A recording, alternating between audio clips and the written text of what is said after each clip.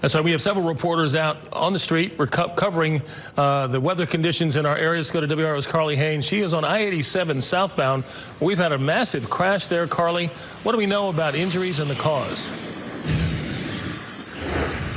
Well, we know this was weather-related. We know that there are minor injuries, and this involved at least 9 cars. But this is what's happening right now. The North Carolina Department of Transportation, right before we went live, told us that they are reopening this left lane on 87 South. So just as we started talking to you guys, we saw these cars starting to move on out.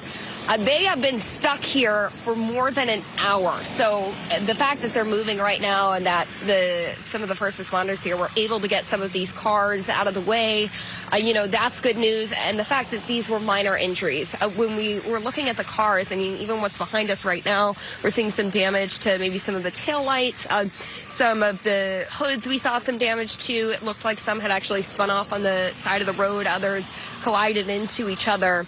And we're also seeing some of the people involved in that crash wearing blankets outside. Some were actually able to drive their car away, so they didn't need a tow truck. So that's good news as well. But this was just a huge mess. Car parts all over the roads, and that's really the impact of these icy roads caused by that wintry mix of snow and freezing rain. So this is slowly but surely moving along, and hopefully that's going to ease some of that big congestion that we've seen over the past hour or so. All right, Carly, thank you. Carly Haynes, live on